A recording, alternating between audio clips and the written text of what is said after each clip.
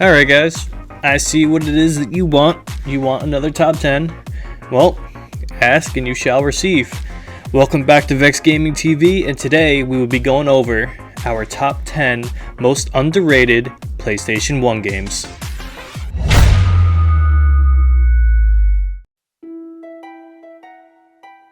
Starting off our list, the number 10 spot, we have the game 40 Winks. 40 Winks was a 3D platformer game in which you controlled one of two characters in a dream state.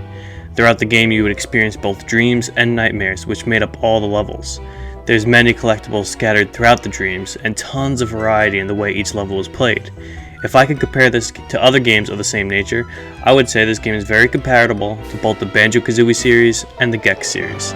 40 Winks hits the immersion spot on with its eerie choice of music and level design.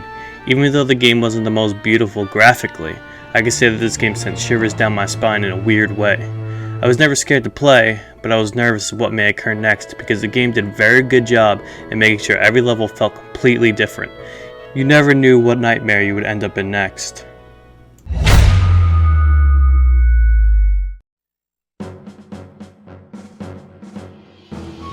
Coming in at our number 9 spot, we have Atlantis: The Lost Empire.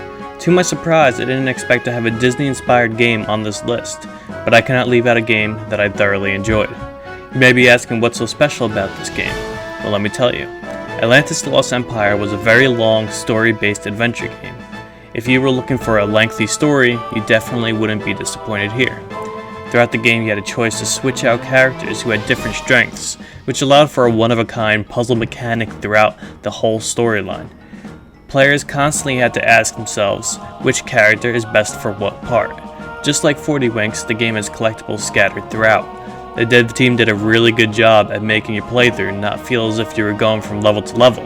Instead, you felt you were taking on the role of the main character searching for Atlantis, just like in the movie. If you enjoyed the Atlantis movie, I strongly recommend checking out this game, and I expect you would be pleasantly surprised at what it has to offer.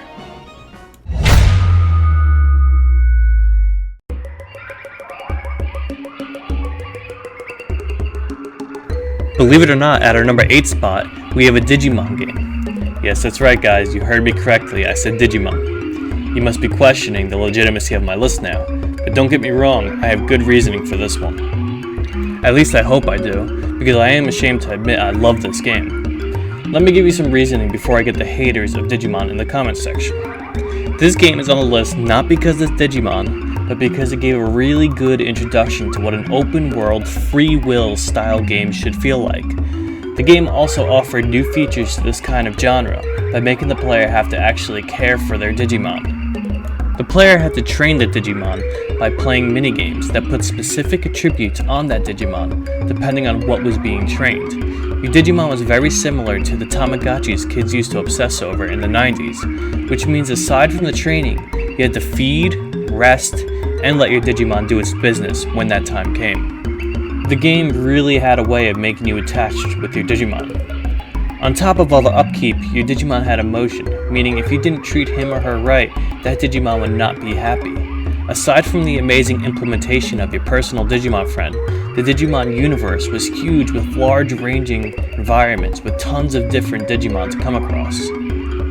The game had an end goal, but there was no way of forcing the player to do what was best. It was truly up to you to do what you wanted, which is very reminiscent of the Pokemon games in which we all grew up with and adored. As for Digimon World 2 and 3, I have not played them, and I couldn't tell you if they were up to par with the first, which is why only the first installation of the Digimon series is on this list.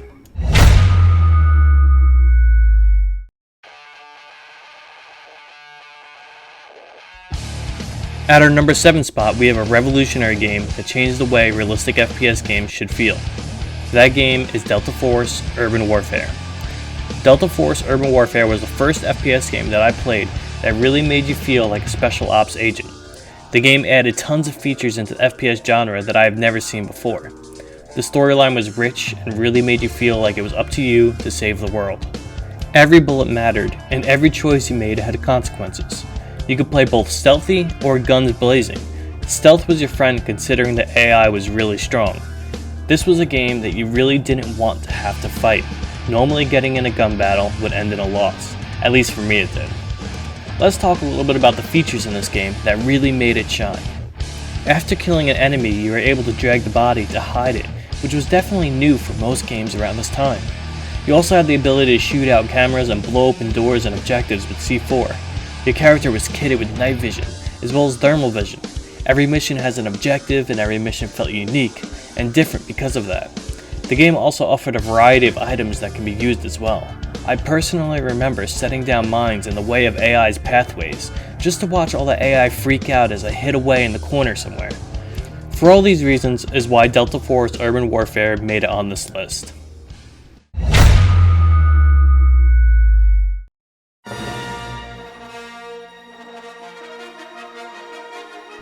Number 6.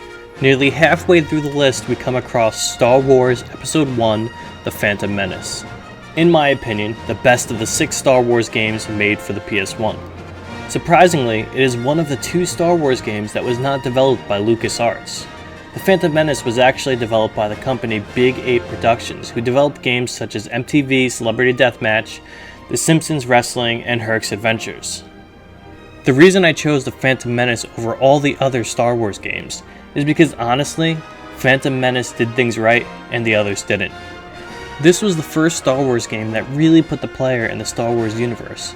The mechanics of the game also showed players things we have never seen before. For example, the ability to deflect lasers back at the enemy with the use of your lightsaber. It's the little details in this game that really made for a one-of-a-kind Star Wars experience. The story was long and immersive. The physics used when you killed an enemy, the sounds, as well as the difficulty was just all spot on. The game also introduced completely free will for players. What do I mean by this? Well, let's see. You can go where you want even though there is a clear linear path. You can kill any of the NPCs, which may change dialogue to other NPCs. If you can reach an NPC, they most likely have a custom dialogue with voice acting. You also have multiple choice answers to choose what to say when going through the storyline. This game is just full of Star Wars lore and full of surprises. If you're a fan of the Star Wars franchise, you will enjoy this game.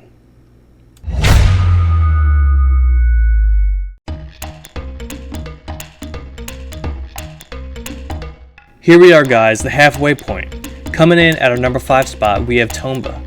Now before we go on, I would like to say that this goes for both Tomba and Tomba 2. They are both killer games with an amazingly fun and challenging design. Don't take the word challenging lightly either. Both games are very cryptic and very difficult, which is why Tomba has found its way into the speedrunning community. With the difficulty of the game aside, Tomba has so many points that make this such a great platformer. Tomba is a 2.5D platformer, which at the time was not something you've seen very often. The only other game I played back then that was a 2.5D platformer was, spoiler alert, Pandemonium, which arguably is way less popular than Tomba. But we will talk about that later. Tomba took what we knew as a typical platformer game and shook things up a ton. They added a storyline as well as adding sequencing for progression. What I mean by sequencing is forcing the players to do things in a specific order or collect certain items before allowing them to move forward. Before Tomba, platformers was pretty straightforward. Jump obstacles and gather collectibles, then get to the end. Instead, Tomba wanted the game to play out more like your typical 3D platformer, which was a really risky move, but it paid off. Like I said earlier though, don't expect things to come easy in this game. If you're looking for a challenge, I strongly recommend you try out both of the Tomba games.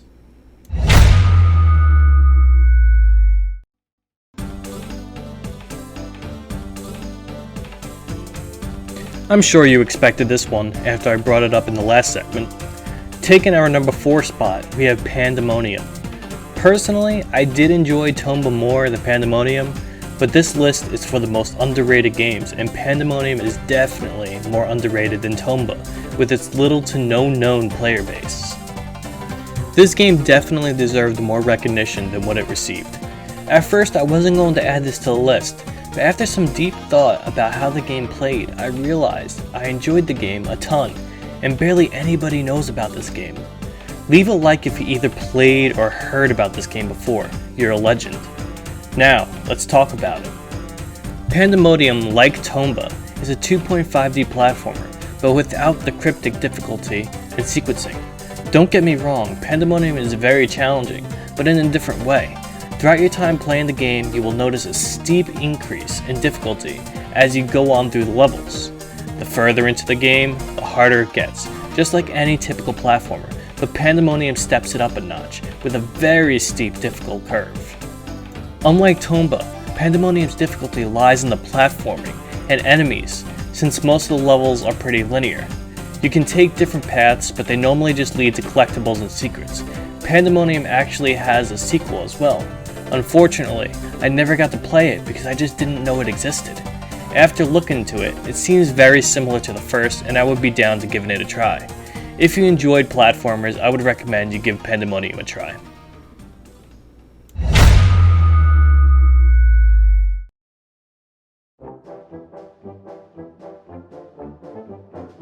We finally made it to the top 3 on this list. If you made it this far, comment down below with your favorite memory of the PlayStation 1. Now, taking our number 3 spot, we have Chicken Run. It's pretty crazy to think we have 3 movie-inspired titles on this list. Chicken Run is a game based off of the Chicken Run movie, which was inspired by the Great Escape movie. Okay, number 3 on this list, 3rd movie-inspired game, 3 forms of entertainment surrounding the Great Escape. I promise this was not planned. Anyway, back to the game. Chicken Run did an amazing job at making the end goal clear yet difficult to achieve. Throughout the game, all you are thinking about is escaping, which drives the player to continue on through the game. At first glance, you can't picture much content coming out of this game with such a simple goal, but the devs did a great job at implementing many ways to allow for this goal to be hard to achieve. The game gives you a sense of free roam, but like Tomba, sequencing holds you back from moving forward. Unlike Tomba, the sequencing isn't as cryptic. Instead, it's more like a game of hide and seek. Add stealth to the equation and tons of minigames, and you have a game filled with tons of content. The stealth aspects to the game was actually scary and really helped the player get immersed in the world. As a player, I felt I was really trapped, and it only pushed me harder to escape. I strongly recommend all players to try out Chicken Run if you haven't already.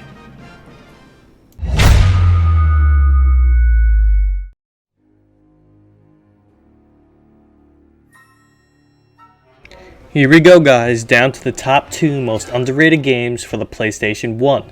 This choice was extremely hard to make. I have gone back and forth between these last 2 titles way too many times, and I wish I could say they both take number 1, but I'm sticking with this decision. Taking our number 2 spot on this list, we have Heart of Darkness. Talk about innovation. This game was so far ahead of its time. I could say without a doubt, this game will do amazing in today's indie development world. It's not very common to say a PlayStation 1 game can hold its own in today's industry, but Heart of Darkness is the only exception. Heart of Darkness is a cinematic platformer with stunning animations for its time. Every single thing you do in this game feels so smooth and impactful. I promise you, no other game from PS1 comes even close to the beauty that Heart of Darkness brought to the table. Believe it or not, they actually offered you 3D glasses and gave you the choice to play the game in 3D as well. Being that this was in the 90s, don't expect the best 3D. It was the typical red and blue glasses, but you have to give them props for being innovative. Aside from the visuals, this game was jam-packed with content. This was a 2-disc long platformer game and had a very dark and intriguing story. You play as Andy, who suffers from nyctophobia, being the fear of the dark. Andy went to the park with his dog during a solar eclipse, which was an assignment given by his teacher. Shortly after, dark shadow-like creatures steal his dog Whiskey. You're forced to face your fear and set out on this journey to save your dog. You find yourself traveling through many different terrains such as canyons, swamps, underwater caves, and a lava river. I don't want to give away too much because this game you just don't want spoiled. I expect many of you haven't played this game, so I'm going to strongly advise every one of you to check it out once you're done watching this video. You will not regret it.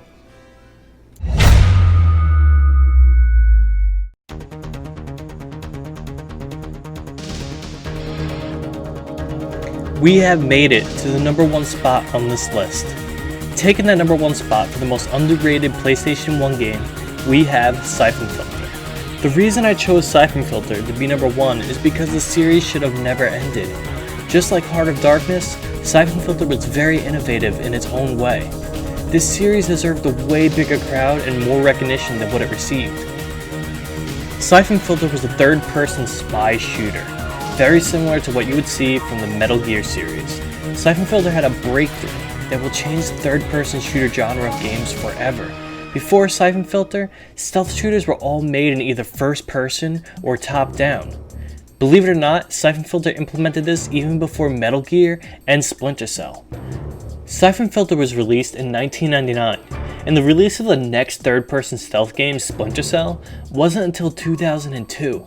That's 3 whole years difference, which would tell you how ahead of time Syphon Filter really was.